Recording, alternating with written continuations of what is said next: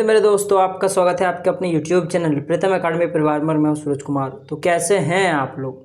I hope कि आप लोग अच्छे होंगे, साथ ही साथ स्वस्थ होंगे। बेसिकली आज के इस वीडियो में हम लोग वे सारे बच्चे जो क्लास 8 का जो आपके पास 13 जुलाई को जो आपका वीकली टेस्ट होगा ना, उसमें जो आपके पास साइंस यानी विज्ञान जो पूछा जाएगा, जिसमें आपका 10 ऑब्जेक्टिव और 6 सब्जेक्टिव क्वेश्चन रहेंगे, उसके लिए कुछ मोस्ट इंपॉर्टेंट क्वेश्चन लेकर आए हैं जो आपके एग्जाम में डायरेक्ट पूछे जाएंगे। तो चलिए क्वेश्चन को स्टार्ट करते हैं। तो देखो, जो सबसे पहला प्रश्न आपके पास लिखा है कि केंद्रक में कौन सा द्रव्य पाया जाता है, तो केंद्रक में केंद्रक द्रव्य पाया जाता है, याद रखिएगा बात। ठीक है, तो आपके पास 3 नंबर का ऑप्शन कट हो जाएगा। और कोशिका में पूछता तो कोशिका द्रव्य मारिएगा। ठीक है, चलिए आगे बढ़ते हैं। लेकिन जंतु कोशिका में क्या अनुपस्थित होता है, तो जंतु कोशिका में आपका कोशिका भित्ति अनुपस्थित होता है, क्योंकि कोशिका भित्ति सिर्फ पादप कोशिका में पाया जाता है। ठीक है, अच्छा, क्लोरोप्लास्ट किसे पाया जाता है, तो क्लोरोप्लास्ट बेसिकली पौधों के कोशिका में पाया जाता है। आपके पास 2 नंबर का ऑप्शन करेक्ट हो जाएगा। चलिए आगे बढ़ते हैं।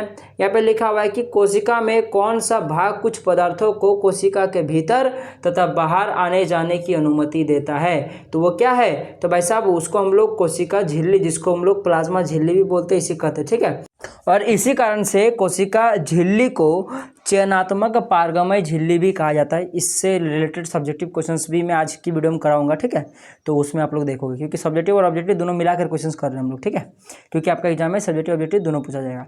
यह कि अमीबा एक एकल कोशिकीय जीव है। इसमें एक ही कोशिका में वो तमाम क्रियाएं होती है जो बहुकोशिकीय जीव में होती है। जैसे कि कोशिका जो अमीबा होता है उसमें एक कोशिकीय जीव में बना होता है, यानी कि उस पूरे शरीर में सिर्फ एक ही कोशिका होता है।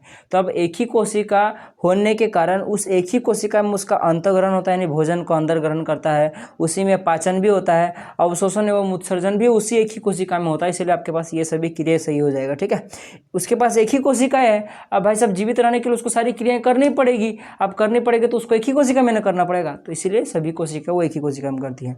सबसे बड़ी कोशिका क्या है, तो शुतुरमुर्ग अंडा, याद रखिएगा बात, सबसे बड़ी कोशिका से पाया जाता है। अब कितना लंबा पाया जाता है आप लोग ये मुझे जरूर कमेंट करके बताइएगा। ठीक है, हरित लवक जिसको क्लोरोप्लास्ट जिसमें पाया जाता है, तो बेसिकली ये हरे पत्तों में पाया जाता है। चलिए आगे बढ़ते हैं नेक्स्ट प्रश्न की ओर। लिखा है स्पष्ट केंद्रक का आह्वान इनमें से होता है, तो जीवाणु में होता है। 2 नंबर का ऑप्शन करेक्ट हो जाएगा। चलिए आगे बढ़ते हैं। लिखा है यहाँ पे सबसे छोटा एक कोशिका जीव कौन सा है, तो सबसे छोटा अगर मैं बात करूं तो आपके पास माइकोप्लाज्मा, जो कि 4 नंबर का ऑप्शन आपका करेक्ट हो जाएगा। 10 नंबर का प्रश्न पढ़ाते हैं। निम्नलिखित में से एक कोशिकीय जीव नहीं है, बताइए इनमें से कौन सा एक कोशिकीय जीव नहीं है। पैरामीशियम, अमीबा और जो यूग्लिना जो है, ये सभी एक कोशिकीय जीव है, परंतु जो आपके पास चींटी ये बहुकोशिकीय जीव में आ जाएगा। ठीक है, तो ये करेक्ट आंसर हो जाएगा। जीव की सूक्ष्मतम मूलभूत संरचनात्मक इकाई क्या है, तो भाई साहब कोशिका है, सबको पता है। चलिए आगे बढ़ते हैं नेक्स्ट प्रश्न की ओर। लिखा है कि जीवन का भौतिक आधार क्या है, तो जीवन का भौतिक आधार जीव द्रव्य को माना गया, याद रखिएगा बात। चलिए आगे बढ़ते हैं। एक कोशिकीय जीव है, अब फिर से बताइए कोशिकीय जीव कौन है, तो भाई साहब देखा जाए तो अमीबा जो होगा यहाँ पे, यहाँ एक कोशिकीय जीव है, बाकी केचुआ, तितली, मक्खी ये सब बहुकोशिकीय जीव है। अच्छा, कवक कैसा जीव है, तो भाई साहब कवक जो होता है, एक कुछ ही कवक ऐसे जो एक कोशिकीय होते हैं, बाकी पराया सभी बहुकोशिकीय होते हैं, इसलिए 1 और 2 दोनों करेक्ट होना चाहिए। बाकी अब आप लोग इसके बारे में क्या टिप्पणी देना चाहते हैं मुझे कमेंट जरूर कीजिएगा। अच्छा, अमीबा कैसा जीव है, तो अमीबा जो होता है एक कोशिकीय जीव है, तो 1 नंबर का ऑप्शन करेक्ट हो जाएगा। अब बताओ, तो सबसे इंपॉर्टेंट क्वेश्चन और सबसे इजी क्वेश्चन लिखा है कि कोशिका की खोज किसने की थी, सबको पता है रॉबर्ट हुक ने की थी। और कब की थी, तो 1665 ईस्वी में किया था, याद रखिएगा बात, डेट भी पूछा जा सकता है। अच्छा, रॉबर्ट हुक ने कोष्ठ को क्या नाम दिया, तो रॉबर्ट हुक ने कोष्ठ को भाई साहब कोशिका का नाम दिया था, तो 3 नंबर का ऑप्शन आपके पास करेक्ट हो जाएगा। चलिए आगे बढ़ते हैं नेक्स्ट प्रश्न की ओर। लिखा है कि कोशिका का ऊर्जा ग्रह किसे कहा जाता है, तो कोशिका का ऊर्जा ग्रह हम लोग माइटोकॉन्ड्रिया को कहते हैं। 3 नंबर ऑप्शन करेक्ट हो जाएगा। चलिए आगे बढ़ते हैं। पादप कोशिका का सबसे बाहरी आवरण कहलाता है, तो पादप कोशिका में सबसे बाहर में कोशिका भित्ति पाया जाता है, और कोशिका भित्ति सेलुलोज का बना होता है, याद रखिए बात। अच्छा, यहाँ पे लिखा है कि सजीव के शरीर की संरचनात्मक एवं क्रियात्मक इकाई क्या है, तो अगेन कोशिका सेल, 1 नंबर का ऑप्शन करेक्ट हो जाएगा। आप चलिए कुछ सब्जेक्टिव क्वेश्चन करते हैं। देखो, जैसा कि मैंने आपको थोड़ी देर पहले बताया था, वो क्वेश्चन आ गया, कोशिका झिल्ली को रचनात्मक पारगमय झिल्ली क्यों कहते हैं, चयनात्मक पारगमय झिल्ली क्यों कहते हैं, रचनात्मक नहीं, चयनात्मक पारगमय झिल्ली क्यों कहते हैं, क्योंकि ये क्या करता है, कोशिका झिल्ली द्वारा कुछ पदार्थ अंदर या बाहर आ जा सकते हैं। यानी सीधी बात बोलूँ तो क्या बोला है कि जो कोशिका झिल्ली है ये क्या करता है, कुछ ही ऐसे पदार्थ है जिसको अंदर आने की अनुमति देता है, और कुछ ही ऐसे पदार्थ है जिसको बाहर आने की अनुमति देता है। अगर सीधा सीधी बोलूँ तो यही क्या करता है, एज समझिए कि सेक्रेटरी काम करता है। फिर मैं सीधा सीधी बोलूँ तो जैसे कि किसी को आने देना है कि किसको बाहर जाने देना है, इसका चयन कौन करता है? कोशिका झिल्ली करता है, इसलिए इसको चयनात्मक पारगमय झिल्ली कहते हैं। तो यही चीज़ यहाँ पे लिखा है कि कोशिका झिल्ली द्वारा कुछ ही पदार्थ अंदर या बाहर आ जा सकते हैं, सब पदार्थ नहीं, इसीलिए इसको चयनात्मक पारगमय झिल्ली कहते हैं। ठीक है, चलिए आगे बढ़ते हैं। देखो, कोशिका द्रव्य में पाए जाने वाले विभिन्न अंगकों के नाम और उनके मुख्य कार्य को लिखें। ठीक है ना, तो कोशिका भाई साहब द्रव्य में कौन कौन से मुख्य अंग पाए जाते हैं उनका नाम लिखो और साथ ही साथ उनके कुछ प्रमुख कार्यों को लिखो। ठीक है, तो देखो, कोशिका में पाए जाने विभिन्न अंग जैसे कि माइटोकॉन्ड्रिया हो गया, गोल्जी काय हो गया, राइबोसोम हो गया, हरित लवक हो गया, उसके बाद रसधानी, ये सभी पाए जाते हैं और भी कुछ कुछ हैं तो फिलहाल मुख्यतः। ठीक है ना, तो माइटोकॉन्ड्रिया क्या काम है मुख्यतः? देखो, ये खाद्य अणुओं को तोड़ता है और एटीपी बनाता है, एटीपी बनाता है और ये एटीपी क्या करता है? शेष कोशिकाओं के लिए एक आणविक ईंधन का काम करता है। फिर सीधा सीधी बोलो तो बाकी शेष कोशिका के जो भाग हैं उनको क्या करता है? ऊर्जा प्रदान करने का काम करता है। यही चीज़ अभी हम लोगों ने थोड़ी देर पहले एक ऑब्जेक्टिव क्वेश्चन पढ़ा था कि कोशिका का ऊर्जा घटक किसे कहा जाता है? तो माइटोकॉन्ड्रिया कहा जाता है, क्योंकि ये क्या करता है?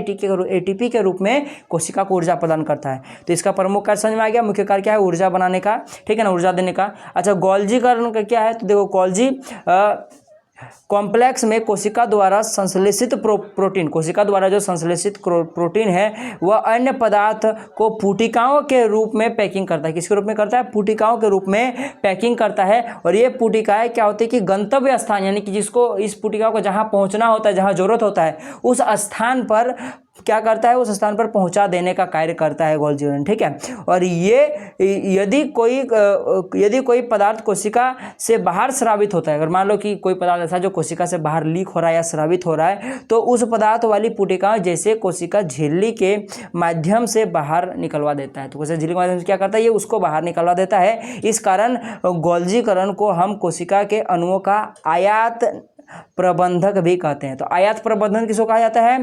गोल्जीकरण को बोला जाता है। कोशिका का ऊर्जा घटक किसे कहा जाता है? माइटोकॉन्ड्रिया कहा जाता है। गोल्जीकरण का और एक कार्य है, तो ये कोशिका भित्ति एवं लाइसोसोम का निर्माण भी करता है। ठीक है, ऐसे कार्य तो बहुत सारे हैं, परंतु मैंने प्रमुख छाट के लाया हुआ है। अच्छा, अब राइबोसोम का क्या कार्य है? या देखो, ये प्रोटीन संश्लेषण के लिए उपयुक्त स्थान प्रदान करता है, यानी प्रोटीन संश्लेषण के लिए उपयुक्त स्थान कौन प्रदान करता है? राइबोसोम करता है। ठीक है, साथ ही साथ इसीलिए हम लोग बोल सकते हैं कि अर्थात यह प्रोटीन का उत्पादन स्थल है। तो प्रोटीन का उत्पादन स्थल कौन है? राइबोसोम, इसीलिए इसे प्रोटीन की फैक्ट्री भी कहा जाता है। फिर से याद करो, चलो, माइटोकॉन्ड्रिया को क्या बुलाता है? ऊर्जा घटक कहा जाता है। गोल्जीकरण को क्या कहा जाता है? आयात प्रबंधक कहा जाता है।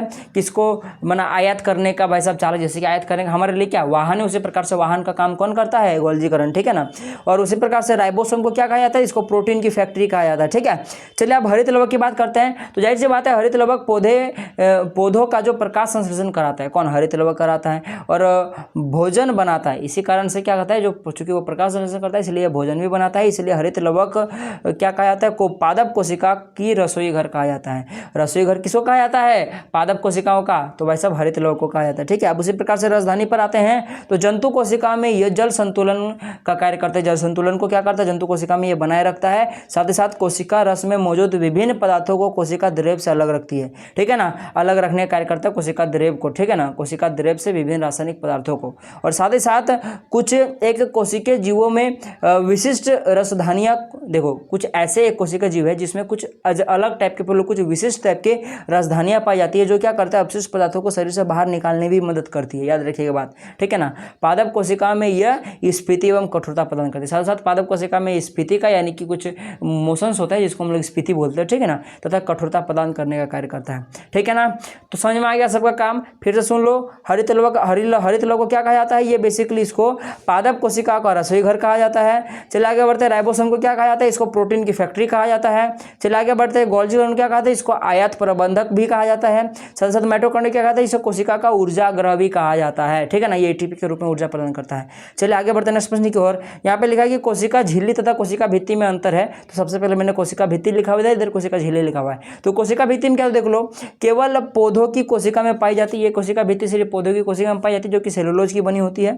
ठीक है ना। अच्छा, मुख्यतः ये जंतु कोशिका में पाई जाती है। अब वही चीज़ मैंने बताया जैसे कि ये सेलुलोज की बनी होती है कोशिका भित्ति, और ये किसकी बनी होती है, कोशिका झिल्ली प्रोटीन, लिपिड व जल से बना होता है, ठीक है। साथ ही साथ कोशिका जो भित्ति होता है ये मोटी तथा सख्त होती है, ठीक है ना। इसी कारण से पौधों को दृढ़ता मिलती है, आंधी तूफान आने से वो जल्दी से टूटता नहीं है, ठीक है ना। जबकि जो कोशिका झिल्ली होता है इसमें क्या होता है कि स्वाभाविक रूप से अत्यधिक महीन एवं लचीला होता है। साथ ही साथ देख लो, थोड़ा सा देख लो 4 नंबर का ऑप्शन में क्या लिखा है कि यह वर्णात्मक पारगमय नहीं होता है, जबकि जो कोशिका झिल्ली होता है ये वर्णात्मक पारगमय झिल्ली होता है, ठीक है। तो इस प्रकार से हम लोग को बेसिकली सारा क्वेश्चन हम लोगों ने कर लिया। बाकी यहाँ पे अगर आपको समझ में नहीं आया वर्णात्मक पारगमय मतलब क्या होगा, इसमें आर पार दिखता नहीं उतना आसानी से, परंतु कोशिका झिल्ली क्या होता है कि आर पार दिख जाता है, इसीलिए इसको ऐसा वर्णात्मक पारगमय झिल्ली भी बोला जाता है, ठीक है। और कुछ नहीं है, बस आर पार दिखता है, ठीक है ना, इसीलिए इसको वर्णात्मक पारगमय कहा जाता है।